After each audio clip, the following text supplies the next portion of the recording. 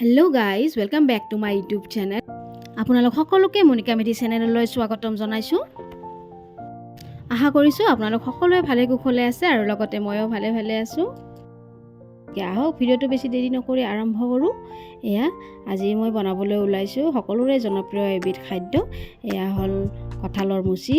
আমি কঁঠালৰ মুচি বা সৰু কঁঠাল আৰু লগতে এচুৰ বুলিও বহুতে জানে, গতিকে এয়া আজি বনাবলৈ আৰম্ভ কৰিছোঁ। তাকে ভাবিলোঁ আপোনালোকৰ লগত অকণমান শ্বেয়াৰ কৰোঁ ভিডিঅ'টো। ভাল লাগিলে লাইক, কমেণ্ট আৰু ছাবস্ক্ৰাইব কৰি দিব। আৰু আহকচোন এতিয়া আৰম্ভ কৰোঁ। প্ৰথমতে কঁঠাল দুটা ল'লোঁ আৰু লগতে চৰিয়াত অকণমান পানী লৈ লৈছোঁ আৰু পানীত অকণমান নিমখ দিছোঁ আৰু কাষতে আছে এয়া মিঠাতেল। মিঠাতেল খুবেই দৰকাৰী কঁঠাল কাটিবলৈ হ'লে, যিহেতু হাতত আঠা লাগি যাব পাৰে, গতিকে বহুতে হয়তো ভয় খায় আঠা লাগিবলৈ। গতিকে এয়া চাওকচোন, মই প্ৰথমতে মিঠাতেল অকণমান হাতত লগাই লৈছোঁ, তেতিয়াহ'লে কঁঠালৰ আঠা আৰু হাতত লাগি নাথাকিব আৰু লগতে চুৰিখনতো নালাগিব।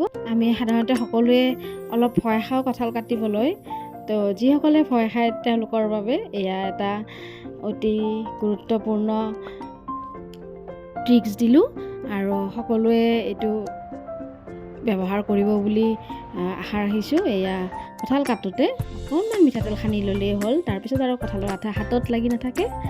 গতিকে এয়া চাওকচোন, মই কঁঠালটো কাটিবলৈ আৰম্ভ কৰিছোঁ।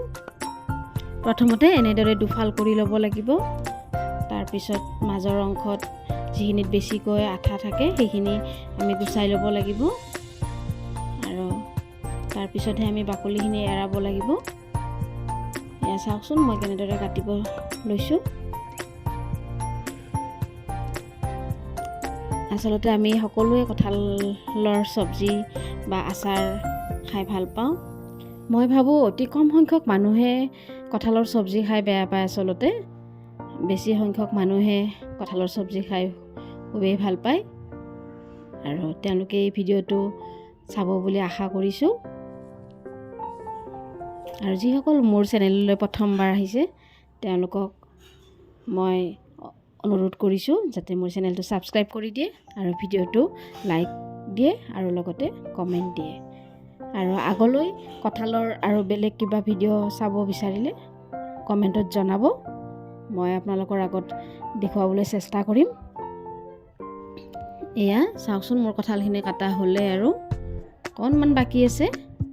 এতিয়া সকলোখিনি বাকলি এৰুৱা হোৱাৰ পিছত টুকুৰা কৰি লৈছোঁ। এয়া চাওকচোন, মই সৰু সৰু টুকুৰা কৰি লৈছোঁ। আপোনালোকে ইচ্ছা কৰিলে অকণমান ডাঙৰ টুকুৰাও কৰিব পাৰে। এতিয়া এটা কেৰাহীত মই পানী অকণমান দি তাত অকণমান হালধি গুড়ি দি আৰু অকণমান নিমখ দি সিজাই লওঁ, যাতে আঠা ভাৱখিনি নাথাকে। হালধি দিলে তাৰ আঠা ভাৱখিনি গুচি যায়। এইফালে মই মছলা অকণমান ৰেডি কৰি লওঁ। যিহেতু মই সম্পূৰ্ণ নিৰামিষভাৱে বনাবলৈ ওলাইছোঁ, তাত কোনো ধৰণৰ পিঁয়াজ বা ৰহুন নিদিয়াকৈ বনোৱা হ'ব আৰু আপোনালোকে বিচাৰিলে পিঁয়াজ আৰু ৰহুন দিব। এয়া মই অকল বিলাহী আৰু পকা জলকীয়া কেইটামান আৰু লগতে আদা অকণমান দিছোঁ।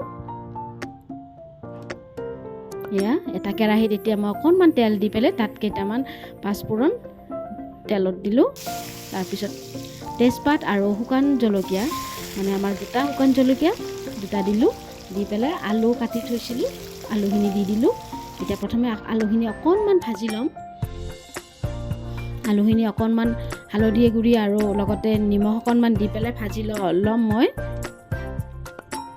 এয়া প্ৰথমতে আলুখিনি ভালকৈ ভাজি লোৱা হ'ব। চাওকচোন,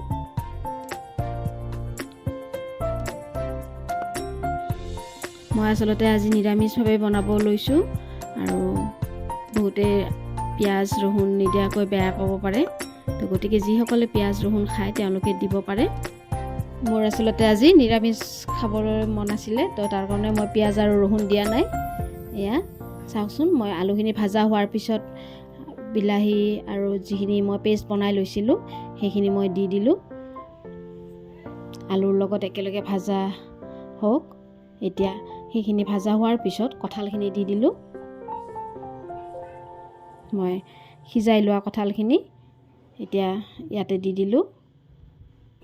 এয়া মোৰ বিলাহীৰ পিউৰিখিনি সম্পূৰ্ণ ভালকৈ ভাজা হোৱাৰ পিছত এতিয়া কঁঠালখিনি দি ল'ম। যিখিনি মই প্ৰথমতে সিজাই লৈছিলোঁ সেইখিনি মই এতিয়া দি ল'ম। অকণমান পানী দি দিম, পানী দি পেলাই ভালকৈ ভাজি ল'ম।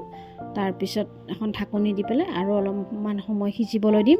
যিহেতু মই প্ৰথমতে ইয়াতে জিৰা গুড়ি আৰু আপোনাৰ বিলাহীৰ পিউৰিৰ লগতে আদা আছিলে সেইখিনি একেলগে দি দিছোঁ।